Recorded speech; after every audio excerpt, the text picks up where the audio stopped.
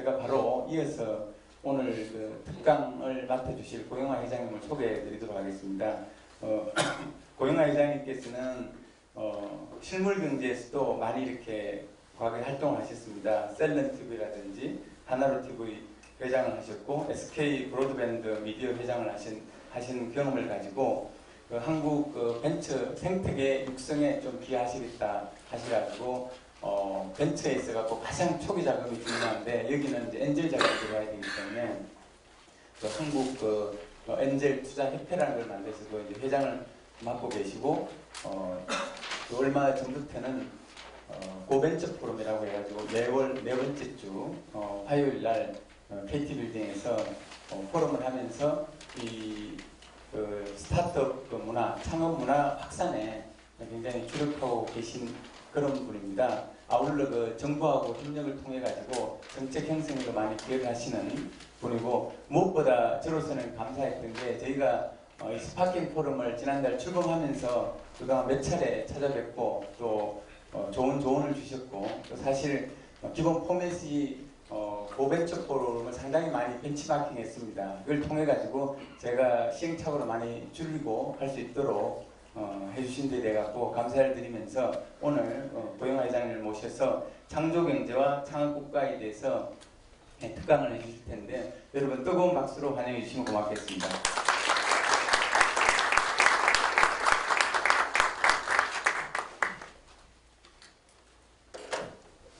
안녕하세요. 반갑습니다. 오래갑니다. 마이크가 되죠? 마이크 되나요? 네. 예. 우선 스파크 포럼 출범을 진심으로 축하드립니다. 사실 우리 사회가 지연, 혈연, 학연으로 이렇게 모이는 모임들은 아주 많죠. 그런데 어떤 공통의 관심사를 가지고 누구나 함께 할 수 있는 그런 모임들이 대단히 부족합니다. 제가 그 고벤처 포럼을 만든 이유도 그런 건데, 젊은이들이, 대한민국에 사는 젊은이들이 뭔가 뜻을 품고 무슨 일을 하고 싶은데 본인의 뜻이나 의지, 열정, 아이디어 이런 건 있지만 그걸 펼치기에는 수많은 세상에 허들이 있는데 그런 것을 혼자서 헤쳐나가기가 대단히 어렵거든요. 근데 그런 본인의 고민을 함께 하면서 같이 공유하고 소통하고 해법을 제시해주는 이런 모임들이 많아지면은 그만큼 우리 사회가 저는 건강해진다고 생각합니다.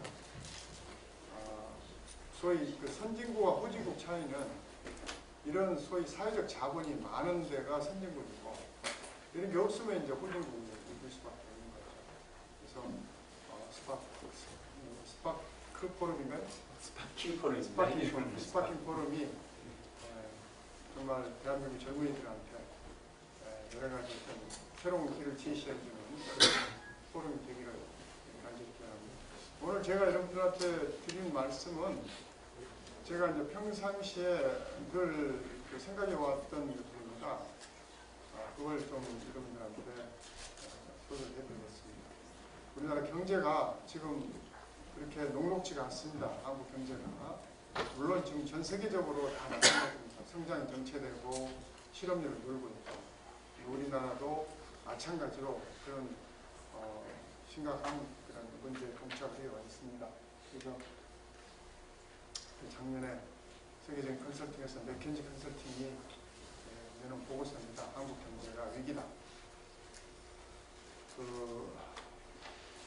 지금 개구리, 끓는 물속에 앉아있는 개구리가 한국 경제를 지금 이렇게 표현을 한 겁니다.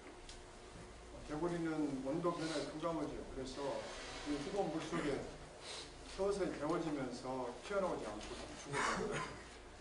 물이 뜨거우면 튀어나오면 살 수가 있는데 그걸 튀어나오지 않고 그냥 그 불감에서 죽어가는 거예요. 한국 경제에 위기가 닥쳐오고 있는데도 불구하고 한국 경제의 주체들은 이 위기를 위기로 느끼지 않고 있다는 것이 저 위기라는 그런 이야기입니다.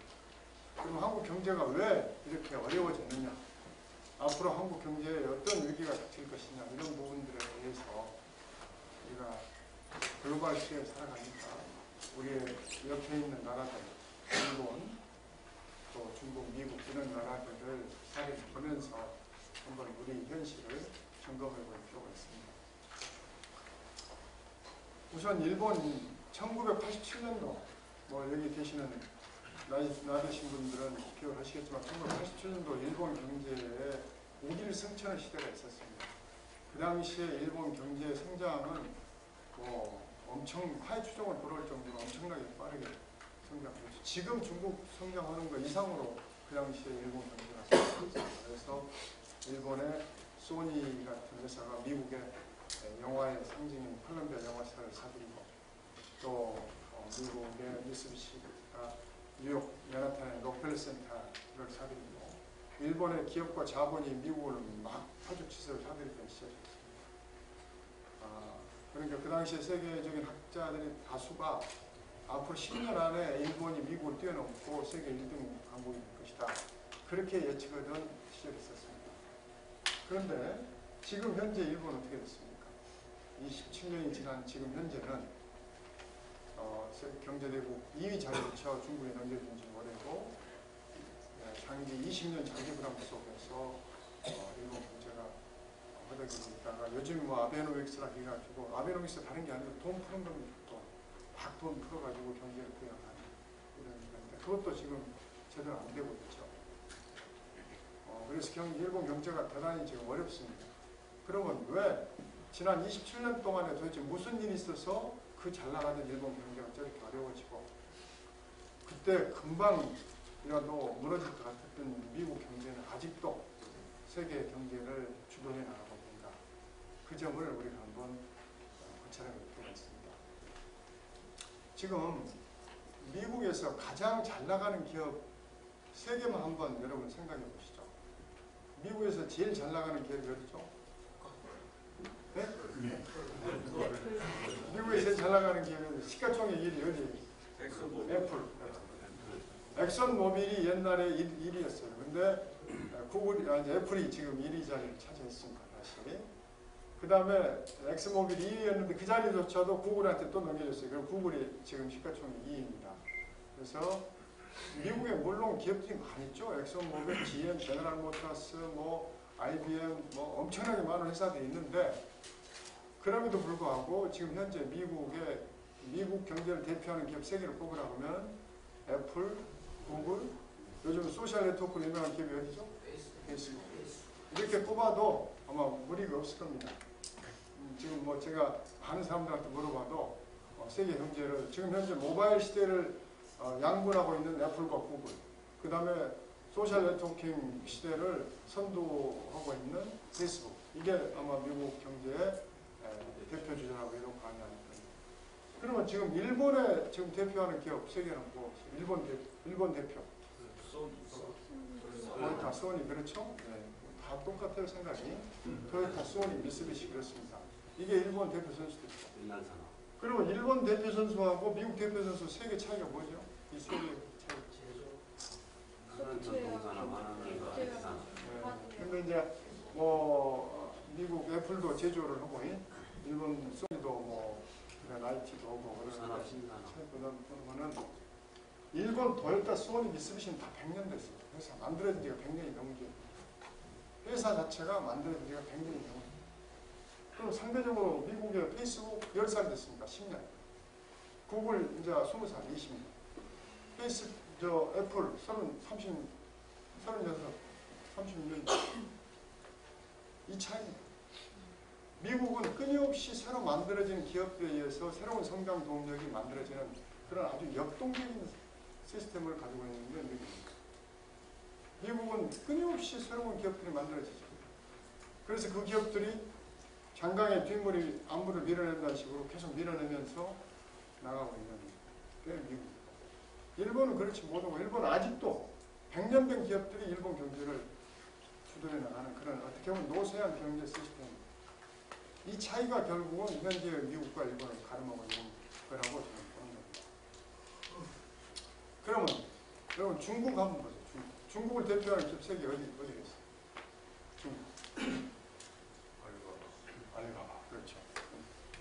그렇습니다. 이제 이 젊은 분들은 알아요. 이 중국의 경제를 지금 주도하고 있는, 앞으로 주도할 거라고 보는 게 알리바바, 텐센트, 바이두 이렇습니다. 이게 지금 시가총액으로 알리바바가 나스닥 상장되면 한 200조 정도 될 거라고 봐요. 그럼 페이스북보다 더 많이 나갈 겁니다. 알리바바가 미국의 아마존 같은 회사죠. 전자상거래하고 있는 회사. 그 다음에 텐센트, 우리 지금 카카오톡 우리 쓰죠. 중국에 가면은 위챗이라는, 우리의 카카오톡 위챗, 중국의 6억 명의 가입자를 가지고 있는 위챗이라는 서비스를 하고 있는 회사가 텐센트라는 회사입니다. 그 다음에 중국의 구글, 바이두. 구글이 중국은 못 들어가요. 중국의 검색 엔진, 바이두입니다. 그러니까 이 알리바바, 텐센트, 바이두가 전부 다 거의 지금 시가총액이 한 200조 정도 되는 그런 근데 이 기업들이 전부 다 10년이 안 된 기업들이에요. 그러니까 중국이 지금 무서운 거죠. 중국이. 이렇게 젊은 기업들이 중국 경제를 견인해 나가고 있으면은, 그러면은 일본은 이제 비교가 안 되는 거죠, 중국이. 그래서 중국이 2등으로 치고 올라온 거고 그렇습니다. 그러니까 한 사회가 지속적으로 성장해 나가려면은 창의력과 상상력에 기반한 그런 성장 동력이 끊임없이 만들어져야 합니다. 그래야지 그 사회가 지속적으로 성장해 나가는 거죠. 그러니까 우리가 옛날 생각해 보세요. 우리가 60년대에는 섬유, 봉제, 석유화학, 그 다음에 이제 계속하면서 철강, 조선, 반도체, 자동차, 스마트폰까지 끊임없이 우리가 새로운 성장 동력을 만들어 오면서 한국 경제가 세계 11번째 경제 되기까지 발전해 왔습니다. 마찬가지예요. 어느 사회든 간에 끊임없이 새로운 성장 동력이 나오지 않으면 정체되면 바로 후진국이 되는 거예요.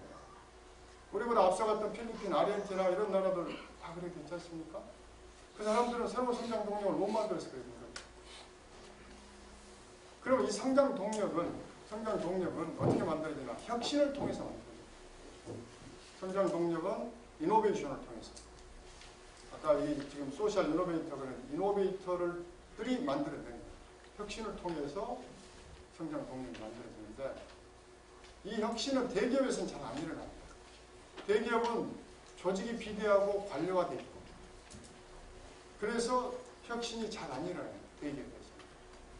그래서 큰 대기업들이 무너진 이유가 뭐냐면, 노키아, 모토로라, 코닥, 제록스 이런 기업들이 무너지는 이유가 지속적으로 혁신을 해내지 못하니까 무너진 거죠. 그러면 혁신은 어디서 잘 일어나느냐? 혁신은 이런 창업가들, 작은 이제 벤처 기업들, 이런 작은 조직에서 혁신이 잘 일어납니다. 왜냐하면 혁신은 작은 조직들은 갖고 있는 게 그것밖에 없어요. 창의력과 상상력밖에 없으니까 그걸 극대화하는 거죠. 날밤 새가면서 죽겠는 살고 그걸 뭘 하다 보니까 여기서 혁신이 일어나요. 그렇게 해서 그런 작은 기업들이 혁신을 이뤄내놓으면은 그 혁신 역량을 대기업들이 사들이는 거예요. 대기업들은 자기들이 부족한 혁신 역량을 밖에서 그걸 사들여가지고 정상적인 가격을 주고 제대로 된 가격을 주고 M&A를 통해서 자기들의 혁신 역량을 보충을 해가지고, 대기업이 뭘 잘합니까? 대기업은 전 세계적인 유통망과 영업망, 또 막강한 자본, 이걸 동원해가지고 새로운 성장 동력을 키워나가는 거죠.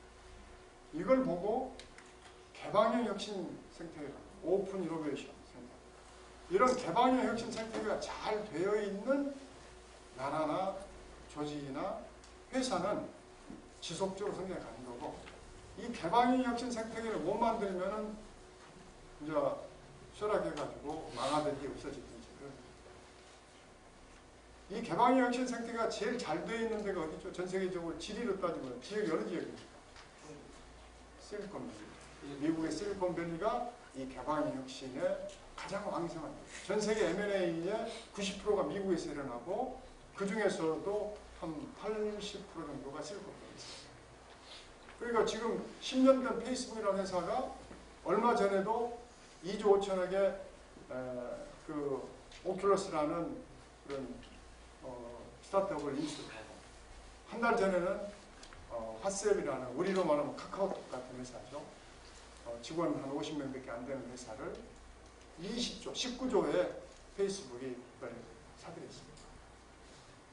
구글, 애플 다 마찬가지로 끊임없이 그런 기업들을 사들이면서 자기네 성장 동력을 만들어가는 거예요. 우리가 쓰는 안드로이드 있죠? 안드로이드라는 OS를 만든 회사가 제일 처음 삼성을 찾아갔는데 삼성이 안 사줬죠. 근데 그 OS가 어디로 갔냐면 구글에 가서 지금 전 세계 모바일 시장에 양분하는 그 아주 기반이 되는 거죠. 안드로이드. 쉔이라고 이 말로 하는 그런 그 비서가 있어요. 그 기술은 애플이 사가지고 와서 애플이 지금 아이폰에 적용을 해요.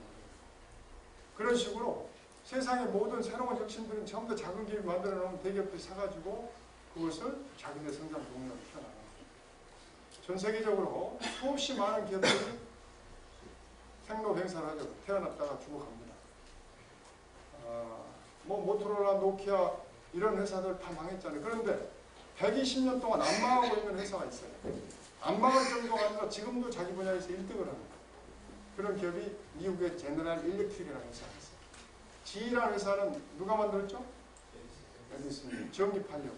일렉트릭이잖아요. 제너럴 일렉트릭. 전기판려고 120년 전에 만든 회사인데 그 회사는 120년 전에도 그 분야에서 1등이고 50년 전, 10년 전 지금도 그 분야에서 자기 분야에서 1등을 하고 있어요. 제너럴 일렉트릭. 여러분 지금 텔레비전 전 세계에서 어디가 제일 잘 만들죠? 삼성이 잘 만들죠. 10년 전에 누가 제일 잘 만들었어요? 소니죠.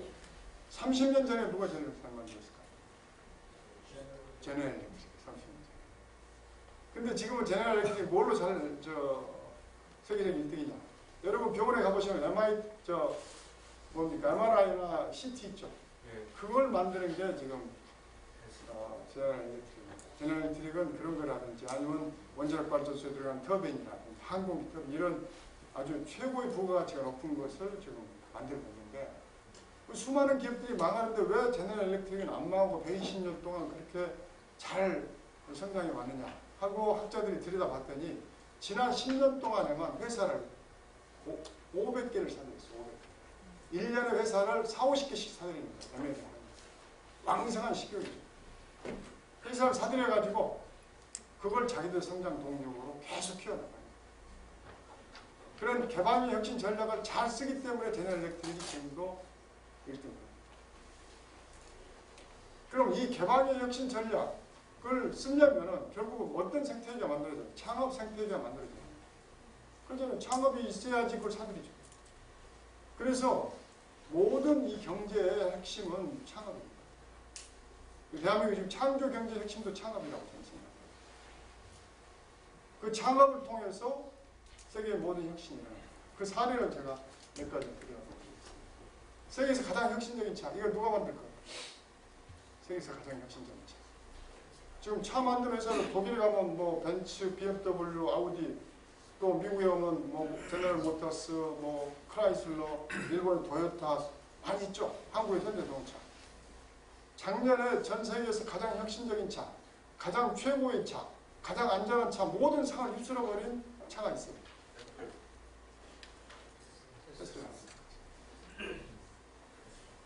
미국 실리콘밸리에 있는 벤처기업이에요. 2003년에 앨런 머스크라는 친구가 만든 회사입니다. 근데 이 회사가 만든 이 테슬라라는 차가 작년에 자동차의 모든 상은 다 휩쓸어버렸어요. 세계에서 모든 자동차의 혁신은 모두 다 이 차가 이루는 거예요. 제가 작년에 실리콘밸리 가서 이거 차를 한번 타봤어요. 이게 본네트 열면 여기가 뭐가 있죠? 엔진이랑 뭐 기어 다 있잖아요. 본네트 열면. 근데 여기 아무것도 없어. 텅 비어있어요. 뒤 트렁크도 마찬가지로 텅 비어있어요. 그리고 이걸 트렁크 텅 비어있는데 이거 뭐라고 하냐면 프론트 트렁크. 앞에 있는 트렁크라고 프렁크라고 불러요. 그럼 도대체 이 차가 뭘로 가느냐? 봤더니 타이어가 이게 4개가 있습니다. 이렇게. 자동차 타이어가 4개 있죠? 그 타이어 위에 쭉 배터리가 노트북 우리 배터리 있죠? 노트북 배터리가 천장에 깔려 있어요. 1000개가. 그리고 모터 하나 딱 달라붙어 있어요. 그러니까 전기로 가는 거니까. 배터리만 있으면 가잖아요. 모터. 차가 아무것도 없어. 기계장치는 그거 하나만 있고, 그 다음에 안에 들어가 보니까 태블릿 PC, 우리 아이패드 같은 거 좀 2배 정도 사이즈로 있는 거. 이게 전부예요. 제가 이걸 보면서 정말 아이고 전일이거든요. 큰일 났고. 누가 큰일 났는데? 한국의 현대자동차가 큰일 났고. 저는 전기자동차 시대가 이렇게 빨리 오리라고 생각 못했어요. 전기자동차 기술로 가능하지만 산업화하는 데는 많은 저항이 있을 거다. 왜냐하면 소비파는 사람, 기존 자동차 회사들, 이 사람들이 이렇게 저항하지 않을까. 그런데 미국이 오바마 대통령이 아예 전기차로 빨리 가자 하고 이걸 풀어줬어요. 이 차가 고장날 게 하나도 없어요. 그러면 엔진 오일 뭐 교환할 거, 마우러 교체할 필요도 없죠.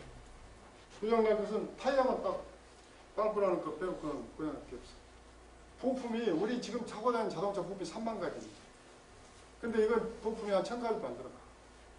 그렇죠. 이게 만약에 대중화되면 현대자동차 이게 어떻게 경쟁하겠냐. 또 현대자동차를 납품하고 있는 대한민국의 부품업체들 뭐 먹고 살 거냐. 이게 지금 자동차가 아니라 제가 볼 때는 디스럽티브 이노베이션, 파괴적 혁신이 일어나는 거예요. 이 차가 작년에만 27,000대가 팔렸어요. 실리콘밸리 캘리포니아의 부자들 다 이걸 타고 다녀요. 차값이 7만 불인데 정부가 15,000불 보조를 해주니까 55,000불. 판단하죠. 그 다음에 전기차가 문제가 뭐냐면 충전 시간이 오래 걸 것이다. 근데 뭐 저녁에 충전해놓고 자면 아침에 450km 가. 한 번 충전하는 거예요. 그 다음에 순간 가속도가 100km 가는데 4.5초. 포르쉐보다 더 빨라. 그 다음에 뭐 승차감 좋죠. 왜냐면 배터리가 밑에 깔려 있으니까 얼마나 좋아요. 그 다음에 이걸 이 사람들이 타고 가다가 이제 충전을 하려고 그러면 시간이 오래 걸리면 그러잖아요. 그래서 걱정 1분 30초 만에 배터리를 교환을 해요. 천장 배터리를 끌어내리고 바로 밑에서 올라가가지고 배터리 교환해버리니까 1분 30초 만에 우리 주유소 오는 것보다 휘발유 충전하는 것보다 빨라요. 이게 내년에 3만 불짜리가 나와요. 그러면 이제 대중화되는 거죠. 그래서 이런 혁신을 지금 이런 작은 회사가 이뤄내고 있거든요. 그 다음에 또 하나 세계에서 가장 혁신적인 호텔 어딜 것 같아요? 가장 혁신적인 호텔. 네? 에어비앤비. 에어비앤비. 여러분들 해외여행 가실 때 이제는 이 에어비앤비로 활용해 보세요. 에어비앤비라는 게 다른 게 아니에요. 자기 집 방을 전 세계적으로 다 네트워크로 묶은 겁니다. 민방 네트워크입니다. 그러니까 2009년도에 만들어진 미국의 벤처 기업이에요. 미국의 디자이너 2명과 프로그래머 1명, 3명이 모여서 만든 회사인데 이 에어비앤비를 통해서 전 세계에 있는 모든 가정 민박을 다 엮은 겁니다. 그러니까 독일에 가면 성을 가지고 있는 사람도 내와요. 그러니까 올려. 하룻밤 자는데 성을 하룻밤 자는데 500. 그 다음에 남태평양에 섬을 가지고 있는 사람도 여기다 올려요. 그 다음에 몽고의 천막을 가지고 있는 사람도 전 세계에 있는 모든 숙박시설을 다 여기다 내놓고 하룻밤 자는데 얼마라고 올려놓고 사진 찍어놓으면 사람들이 보고 와서 마음에 들면은 와서 하룻밤씩 자고 가는 거죠. 지금 이게 전 세계 150개 나라에 2,000개 도시에 20만 개가 넘어졌어요. 지금 힐튼 호텔 체인이 93년 된 회사입니다. 93년. 힐튼 호텔 체인이 93년 동안 모은 방보다 이 에어비앤비가 더 많아. 이 5년 만에 이런 엄청난 혁신을 이룬다고 하는 거죠. 세계에서 가장 혁신적인 투자 회사 어딜 것 같습니다. 그렇지. 이제 답이 딱 나오고 이분들은 이제 아니까. 킥스타트닷컴이라는 킥스타트. 이 회사가 무슨 회사냐? 이 회사는 크라우드 펀딩이라는 회사예요. 크라우드. 대중들이 돈을 모아가지고 투자를 해줍니다. 그런 식인데, 제가 사례를 들면은 미국 이제 우리 삼성전자가 작년에 갤럭시 기아라는 스마트워치를 내놨어요. 스마트워치. 이게 뭐냐면은 스마트폰하고 연동시키는 시계입니다. 그 스마트폰 뭐 카톡이나 이메일 왔을 때 그걸 끌어내서 보는 게 아니라 그냥 스마트폰으로 보는 겁니다. 스마트폰으로 전화가 오고 이 스마트워치인데 이것을 작년에 여름에 삼성이 내놨는데 삼성보다 2년 전에 이 스마트워치를 만든 회사가 있어요. 페블이라는 회사인데 이것도 2009년도에 젊은이들, 미국의 젊은이들 한 30명이서 이런 제품을 만들어 보자고 모여가지고 이 친구들이 미국에는 이제 테크샵이라는 그런 그 공장 비슷한 게 있어요. 그래가지고 누구든지 들어가 돈 한 100불만 내면은 거기서 자기가 만들고 싶은 거 다 만들어. 3D 프린터, 뭐 레이저 카터 이렇게 다 밀링 선반 다 있어가지고 그래가지고 거기서 자기들이 모형을 만드는 프로토타입, 스마트워치 모형을 만들어가지고 그것을 이 사이트에 올렸어요. 킥스타터 같은 거 올려가지고 이런 제품을 우리가 만들고 싶은데 양산 자금이 없는 거예요. 그 젊은이들은 돈이 있겠어요? 한 1억 원 정도, 10만 불 정도 양산 자금이 필요한데 여기다 올려가지고 우리가 이런 제품을 만들어서 팔게 되면은 당신들한테 200불을 받고 팔 텐데 미리 사주면은 100불에 팔겠다. 그러니까 사람들이 보고 저거 만들면 나도 하고 싶어 하는 원래답터들 있죠. 그 사람들이 여기다 6만 5천 개를 6만 5천 명이 8만 7천 개를 미리 사준 거예요. 그래서 돈이 얼마가 쳤냐면은 1000만 불이 거쳤어. 1000만. 100억이 거칩니다. 이 사람들은 물건 만들어서 팔지도 전에 돈이 100억이 먼저 선입금이 됩니다. 그걸 팔 때는 다 이미지 결정이 됩니다. 여기 올리는 순간 전 세계 프리마케팅이 된 거예요. 전 세계 모든 사람들이 다 알게 됐죠. 이 페블이라는 제품에 대해서. 그래가지고 이 사람들이 지금 현재 스마트워치 분야에서는 삼성, 소니 어디를 물치고 이 회사가 페블이라는 회사가 지금 전 세계 1등입니다. 이런 일을 가능케 한 사이트가 킥스타트닷컴이라는 사이트예요. 이 사이트도 2009년도에 미국의 젊은이들 몇 명이 만든 사이트. 작년에만 여기 사이트 통해서 돈 5천억, 5억 불이 펀딩이 됐어요. 지난 5년 동안에 약 한 5만 건이 여기서 성공을 했습니다. 저한테 투자 받으려고 어떤 사람들이 찾아와요. 정말 이렇게 좋은 제품을 저희가 모형을 만들었습니다. 이걸 만들기 위해서는 돈이 뭐 10만 불이 필요하니까 저한테 투자 좀 해달라고 찾아옵니다. 그럼 제가 그분들한테 그래요. 킥스타트 한개 올리십시오. 여기다 올리시면은 저한테 투자 받을 것도 없고 여기다 올리시면은 여기서 여러분의 제품이 검증되고 만약에 투자가 되면 돈도 되고 그걸 가지고 만들어서 파시면 될 거고 올렸는데 실패한 사례가 많이 있습니다. 한 50% 이상 실패해요. 올렸는데 여기서 사람들이 돈을 안 가져줬다. 그 이야기는 만들어서 팔아도 안 팔린다는 이야기입니다. 이게 얼마나 똑똑한 투자자입니까? 전 세계에서 가장 혁신적인 은행 어디겠어요? 혁신적인 은행. 네? 중국의 알리바바라는 중국의 알리바바라는 회사가 작년 6월에 위어바오라는 예금 상품을 내놨습니다. 예금 상품. 이게 뭐냐면은 여러분들 우리나라에서 돈을 돈 100만 원, 200만 원, 뭐 몇천만 원 가지고 계셔도 은행에 내놔봐야 이자 뭐 1, 2%밖에 안 나오죠. 돈을 어디서 넣어놓고 이자 받을 데가 없어요. 중국도 마찬가지. 중국도 은행에서 중국 사람들이 돈을 넣어놔도 이자 몇 푼 되지가 않아. 근데 알리바바가 작년에 6월에 내놓으면서 뭐냐면은 우리한테 돈을 맡기면은 연리 6%를 보장해주겠다. 연리 6%를 보장해주겠다. 대신에 당신들이 언제든지 돈 찾아가면 찾아가라. 우리로 말하면 소위 MMF라는 게 있어요. 머니마켓 펀드라 해가지고 은행에서 파는 게 있습니다. 우리 머니마켓 MMF 금리는 한 2, 3%밖에, 한 3% 정도밖에 안 돼요. 근데 이 사람들 6%를 보장해주겠다고 알리바바가 예금을 모았어요. 예금을 모았더니 돈이 얼마 걸렸냐면은 78개월 만에 올 2월 말 기준으로 87조 원이 됐어요. 87조 원. 중국에서 제일 큰 은행이 되어버립니다. 87조 원. 중국의 주식 투자자가 6,700만 명입니다. 우리나라 인구보다 많죠? 근데 이 8개월 동안에 8,100만 명이 예금을 해줬습니다. 알리바바. 그래서 지금 현재 중국은 알리바바만 은행을 하는 게 아니라 아까 이야기한 텐센트도 은행을 하고 바이두도 은행을 하고 이렇게 하고 있어요. 중국 정부가 이 개혁을 시작을 한 겁니다. 어떤 거냐면 금융산업이 가장 낙후되어 있거든요.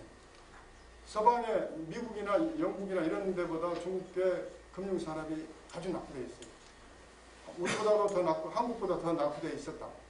우리가 몇 년 전만 하더라도 가서 한국 사람들이 가서 거기다가 이 증권이나 은행에 계시는 분들이 가서 가르쳐줘요. 근데 중국이 이제 우리를 뛰어넘은 거였어요.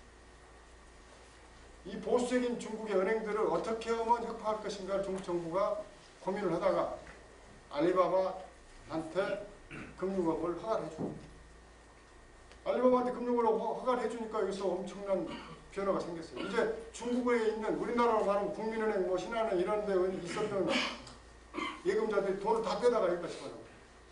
여기 그럴 거 아니에요? 금리가 6%인데 얼마나 좋아요. 지금은 좀 금리가 좀 떨어졌어. 너무 돈이 많이 들어오니까 자기들이. 왜 그럼 그 돈 갖다가 어디다 운용을 해야 할 거 아닙니까? 예대금리를 자기들이 운용을 해야 하니까. 중국에 지금 현재 대기업들은 정부에서 다 지원을 받아가지고 쌍금리로 돈을 쓰는데 중소기업들은 그런 돈을 구할 수가 없어. 그러니까 사채시장에서 돈을 구하는데 보통 50%에서 연리 100%를 써요. 많게는 200%를 써. 우리나라도 20년 전에는 그랬습니다. 우리나라 저도 옛날에 사업을 할 때 연리 월 3부짜리 뭐 4부짜리 다 그랬었어요. 연리 한 50% 정도. 중국 지금 그래요. 왜냐하면 경제 속도가 성장 속도가 빠르니까 그런 금리를 주고도 장사가 되거든요. 근데 이 알리바바가 6%의 예금 보장해주고 하다가 20% 중소기업들한테 돈을 대출해줍니다. 그럼 중소기업들은 50%짜리가 20%로 떨어지니까 얼마나 좋아요. 이게 서로 이게 쓰려고 그러는 거죠. 그러면서 중국의 금융산업을 혁신시켜버려요. 이런 변화들이 이런 10년도 안 된 기업들에 의해서 전 세계적으로 대한민국 대표하는 기업 어디죠? 대한민국 대표하는 삼성, 현대, MGSK. 그렇죠? 그럼 이 대한민국을 대표하는 기업들은 일본형입니까? 아니면은 미국형입니까? 일본형이죠? 다 60, 70년 된 오래된 기업들이죠. 노쇠한 기업들이죠. 대한민국 경제도 결국은 일본같이 어려워지는 겁니다. 이런 노쇠한 기업들이 지탱하기에는 세상의 변화의 속도가 너무 빨라가지고 이제 성장 동력을 못 만들어내요. 지금 우리나라의 산업이 대부분이 다 중국에 지금 추월을 당하고 있어요. 당했고 섬유, 석유화학 넘어서 지금 철강 이제 넘어갔습니다. 포항제철이 지금 대단히 어려워요. 왜 그러냐? 중국이 철강 생산의 50%를 중국이 생산하고 있습니다. 중국이 어마어마한 뭐 철강 공장들이 지어져가지고 더군다나 중국은 철광석이 수수로 나잖아요. 우리는 철광석 수입해야 해요. 철강 산업도 이미 중국에 넘어갔어요. 조선업도 이제 중국에 넘어가기 직전입니다. 원래 조선업이라는 게 옛날 영국에서 발달했다가 일본으로 넘어갔다가 한국으로 왔는데 그게 이제 중국으로 옵니다. 거의 모든 산업이 지금 중국의 위협에 봉착해 있습니다. 지금 남아있는 게 제가 볼 때는 반도체, 자동차, 스마트폰 이 세 개 정도 남아있는데 지금 이 스마트폰을 추격하는 삼성을 추격하는 중국의 기업이 10개가 넘어요. 샤오미, 레노버, 화웨이 제티. 지난번에 미국의 모토로라가 망해서 넘어간 게 구글이 샀다가 넘어간 여기로 넘어가려면 중국의 레노버로 넘어가지 못했다. 그 다음에 현대자동차 같은 회사가 중국에 30개가 넘습니다.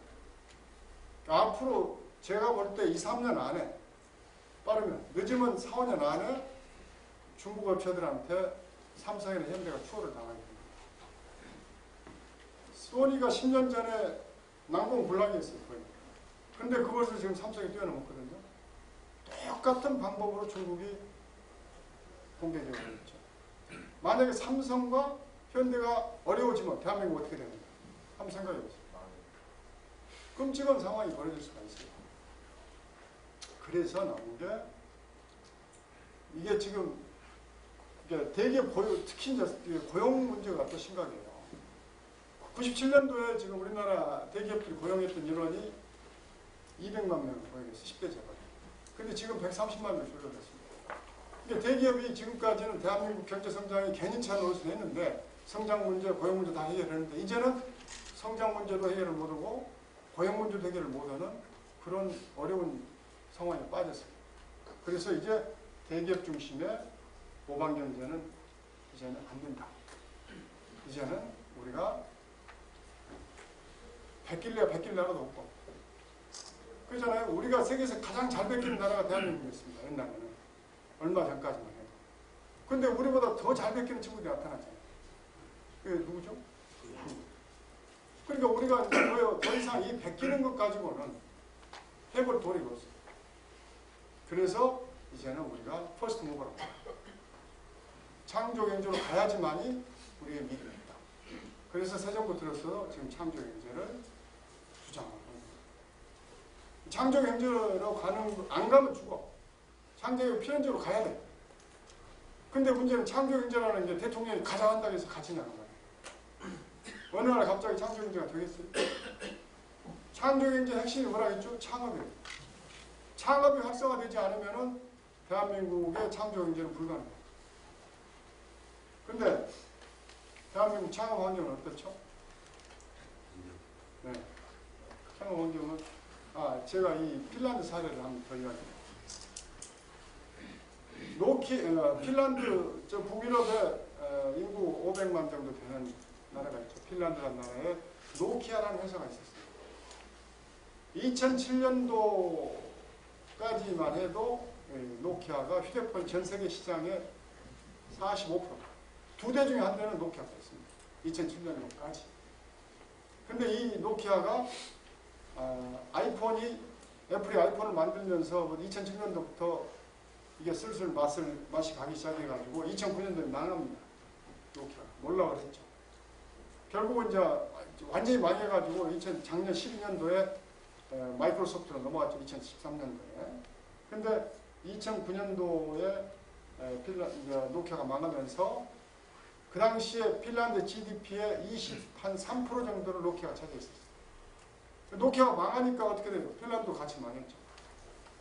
지금 삼성이 우리나라 GDP의 20% 차지하고 있습니다. 삼성이 만약에 노키아같이 되면 대한민국은 이제 정말 휘청할 수밖에 없죠. 어려워질 수밖에 없어요. IMF 또 갑니다. 그런데 GDP 마이너스 8.3%였어요. 작년에 우리나라 경제 GDP 성장이 2.8%입니다. 2.8% 성장하고도 허덕허덕 하는데 마이너스 8.3% 이건 어마어마한 상황입니다. 근데 이 노키아가 망한 핀란드가 다시 2012년도 경제가 좋아졌어요. 그 당시 2012년도 전 세계 유럽 평균 경제 성장률이 1%였는데 핀란드만 2.3%가 됐어요. 1.3% 선방을 한 거예요. 갑자기 3년 만에 핀란드 경제가 좋아졌어요. 그래서 제가 핀란드 관료들한테 물어봤어요. 어떻게 해서 핀란드 경제가 다시 좋아지느냐? 그랬더니 핀란드 관료들이 하는 이야기가 뭐냐면은 노키아가 망해서 좋아졌습니다. 말도 안 되잖아요. 어떻게 노키아가 망했는데 다시 핀란드 경제가 좋아져? 노키아가 망하면서 핀란드에서 가장 똑똑한 젊은이들이 다 노키아로 들어갔어요. 우리나라 요즘에 삼성전자 많이 들어가잖아요. 노키아로 다 들어갔는데 이 친구들이 노키아 안에서는 혁신을 못 해냈는데 노키아에서 망하면서 쫓겨나가지고 다 거리로 나온 거야. 수만 명. 핀란드 안에서 2만 명이 다 나와가지고 이 친구들이 뭘 했어요? 창업을 해가지고 3년 만에 335 짝을 지어가지고 창업을 해서 다시 핀란드의 혁신을 이뤄내면서 핀란드 경제의 성장 동력을 만들어내기 시작했어요. 참 불가능합니다.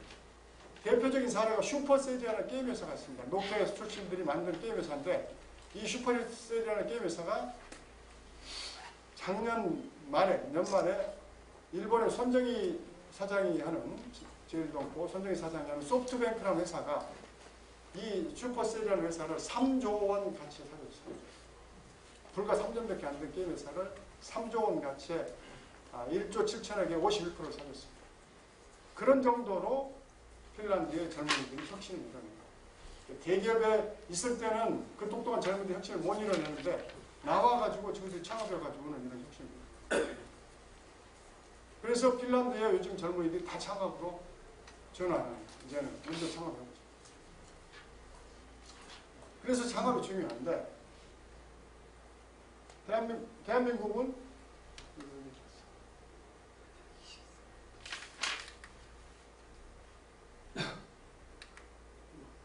이게 잘못됐고, 네, 뭐 그런 잘못됐다고 보고. 그래서 대한민국은 뭐냐면은 지금 대한민국 부모들 80~90%는 창업을 반대해요. 자기 자식 창업 반대하죠. 스티브 잡스를 본받았으면 좋겠냐고 물어보면 다 스티브 잡스 같이 됐으면 좋겠다고 자기 자식 이야기하는데 창업에 동의하느냐고는 다 반대해요. 대한민국은 지금 대학 졸업생이 1년에 55만 명 졸업하는데 30만 명이 구국공무원 고시를 되고 있습니다. 대한민국의 가장 똑똑한 젊은이들은 고시를 하거나 아니면 대기업 들어가거나 아니면 뭐 의사를 하거나 그러지 창업을 다 기피하고 있어요. 그렇죠? 전 세계가 이제 무한 경쟁 시대입니다. 글로벌 경쟁 시대. 미국은 가장 똑똑한 젊은이들은 무조건 창업을 해요. 미국의 스티브 잡스, 빌 게이츠, 뭐 마크 주커버그 이런 친구들은 왜 우리가 남 밑에 가서 일해야? 상위 1%는 절대 남 밑에 안 들어가. 다 창업을 해요. 창업을 해서 자기들이 뭔가 부를 이뤄내고 명예도 얻고. 그러니까 다 창업을 해요. 유럽도 마찬가지예요. 유럽의 핀란드, 스웨덴, 독일 이런 데도 가장 똑똑한 젊은이들이 창업을 해요.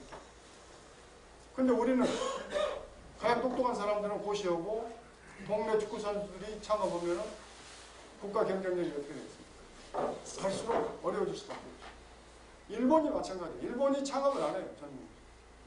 그래서 일본의 경제가 어려워집니다. 근데 중국은 지금 현재 미국 다음으로 창업이 가장 활성화된 나라가 중국입니다. 그래서 중국의 젊은이들이 막 창업에 지금 뛰어들고 있어요. 이래가지고는 우리나라의 경쟁력을 확보하기 어렵습니다. 그러면 이 창업이 왜 우리나라에서 이렇게 기피하는 그런 문화가 만들어졌느냐? 교육입니다. 교육. 우리나라 교육. 이 교육이 왜 그러느냐? 지금까지는 우리나라 교육이라는 게 모방경제 시대에 맞는 교육으로서는 효과가 있었어요. 뭐냐면 아시지만 국영수 달달 외우는 거죠. 국영수 달달 외워가지고 줄 세우는 것이 우리나라 교육의 전부였어요. 그럼 모방경제 시대는 남은 걸 100개 하니까 지식이 있어야 하니까 그게 나름대로 효과가 있었어요. 100개가 우선 외워가지고라도 100개면 지식이 있으면 100개는 거예요. 근데 창조경제 시대는 어떤 거죠? 창의력과 상상력이 있어야 돼요. 근데 우리 지금 교육에서 창의력, 상상력 키워줍니까? 우리 교육은 무조건 달달 외우는 교육이지 창의력과 상상력을 키워주지 않잖아요.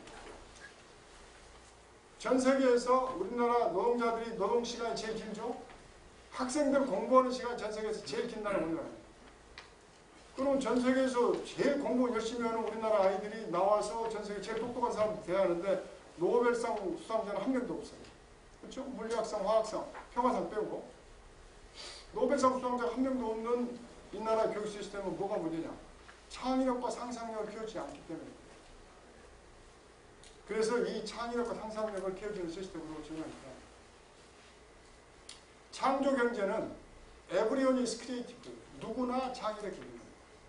어떤 사람은 공부로 창의력이 있는 거고, 어떤 사람은 요리로 창의력이 있고, 어떤 사람은 운동으로 창의력이 있고, 모든 국민은 크리에이티브와 창의력이 있다. 이 전제하에서 창조 경제가 성립을 하는 거고, 거기에 맞춰서 교육이 이루어져야 합니다. 독일 같은 나라는 국민학교 4학년 때 그 아이의 진로가 정해져요.